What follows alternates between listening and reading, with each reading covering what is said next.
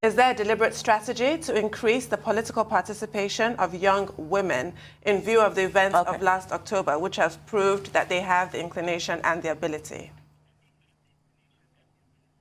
I think absolutely. The conversation on young women's inclusion in governance, politics, and leadership has taken a center stage. I mean, coming from the last conversation, the movement of the hashtag NSAS, the collaboration, the conurbation of efforts of the young women who were involved beyond often online, and looking beyond just politics and looking at policy literacy. I think that the engagement so far has become very progressive and very commendable. And what we are seeing now is that there is a deliberate effort by non-governmental organizations in partnership with the Ministry of Women Affairs and also organizations such as the African Union and ECOSOC to look at how to train, retrain, also include policy literacy and political party engagement with political party leaders to look at how women's voices can also create a structure within those political party environment. And like we all also say, it is not just enough to run for elections, it is also very important to be part of the process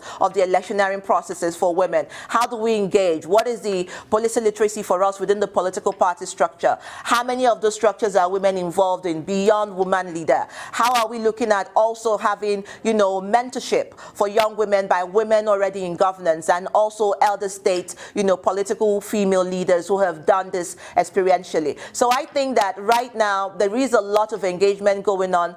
It's not yet Uhuru. We are hoping to see that a lot more stakeholders, a lot more partnership would be open to looking at this as a clarion call, because come 2023, we are looking at the processing of this conversation from now and having women's voices increase, even from the men's perspective, to break barriers such as stereotypes that will hinder them culturally and amongst other things. But I think that the deliberate effort, we're seeing a lot more interested young women in policy literacy. We're seeing a lot more young persons, want to know what governance is and come on board. And like we always say, you can start from wherever you are. What are you engaged in? What are you doing? Politics is not just about carrying a ticket. Politics is about knowing what you can contribute developmentally within your immediate environment and how are you making impact. And so those are some of the training and some of the conversations we are having, and also building momentum for women who have run elections before, who perhaps might have some sort of apathy because of experiences in the last election. And so it's a step in the right direction. We're not yet there, but we are continuing conversations and interventions in that regard. I mean, are you guys also opening up conversations on security of women as regards financial viability? Because most of the smallholder farmers in this country are women, and that is being threatened because of the insecurity situation. So is there any advocacy going on with that? Because the insecurity is causing them their financial inclusion, you might want to say. Absolutely.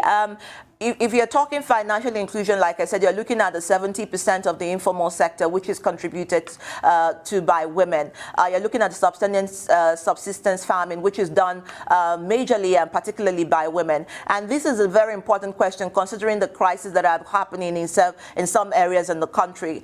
Some women are unable to farm or, harvest what they have farmed in the past, planting season because of fear of attacks, such as what you've mentioned. But I think one of the key conversations ongoing is conversations with the state leadership, also looking at advocating for safe farming processes for women. How do we look at women's security as prime in this conversation? And how are women also playing key roles in the area of talking about reconciliation, mediation, and also looking at engaging those who are at the forefront, discussing ways in how to enhance the voices of women who are concerned within this polity? Well, I was going to ask you about, yes, financial inclusion, closing the gender gap, but what has been the specific challenges in the context of COVID-19 and also in relation to violence against women? And before we go, whether there are some best practices from other jurisdictions that you think that Nigeria can look at? Thank you so much. In terms of best practices, let's not even go too far. Let's look at a country like Kenya and the instruction and the instructive models that they have used in their countries in terms of increasing voices of women during the COVID-19 era. You're looking at Ghana. You're also looking at countries like Rwanda as well, which also comes to bear a lot of time. Remember that, for countries, the dynamics of COVID-19 and the post-COVID-19 interventions have been different, have been measurable in terms of what the immediate environmental needs are for the women and the enabling factors and status quo within those environments. For us here in Nigeria, like everyone else who encountered the new normal, the dynamism of the new interventions that have come with COVID-19, it's also very, very instructive.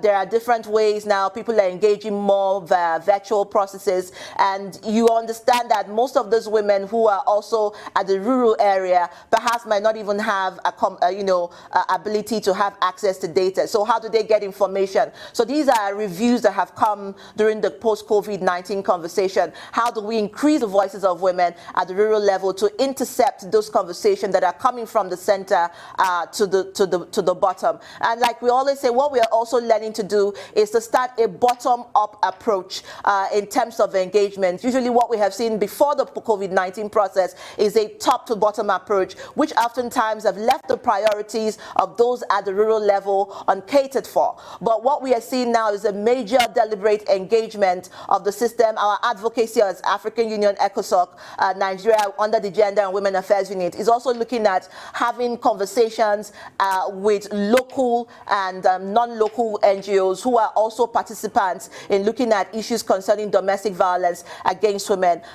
This year's International Women's Day focused critically on issues concerning domestic violence against women, as they have always done. But this year was also taking it a top notch, considering the level of cases we saw during the COVID-19 period and post-COVID-19 crisis. And one of this issue was financial dependence. You find that financial dependence is a lot more one of the reasons why women cannot move away from toxic relationships or environment ab initio, because they are looking at how will they cater for their children. How are they going to be able to manage the new environment where there is no sustainable income? So what this has done is to give some level of conversations to small, medium business owners, begin training for women, and also increase advocacy on how we can engage those women who are cut off, from conversations like this at the rural level. And I think that going forward, one of the important conversations we are going to also be having is engaging role modeling for some of the states. For instance, in Sokoto State, we have seen that there has been a necessitated deliberate effort in increasing informal education for non-literate mothers and young women, and also looking at safety for young women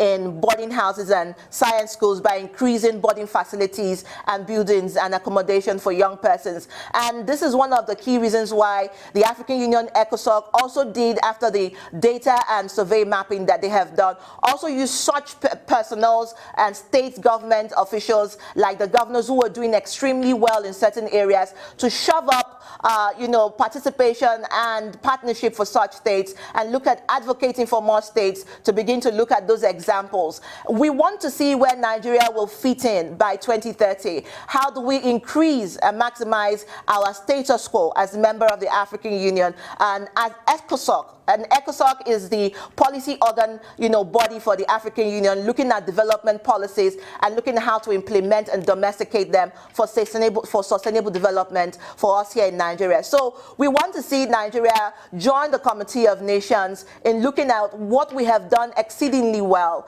in this next 10 years during the financial inclusion process. Are we going to look at shoving up our areas of engagement in quality education for young girls? Are we going to also look at maximizing and increasing women's inclusion in business and agribusiness? Are we going to look at economic and political literacy? These are some of the things we are looking at, so that by the year 2030, we are able to measure and have Nigeria join the Committee of Nations that are looking at maximizing this mandate. Yes, on that note, Adara, let's take another commercial break. And we want to thank you very much for joining us. Thank you very much indeed.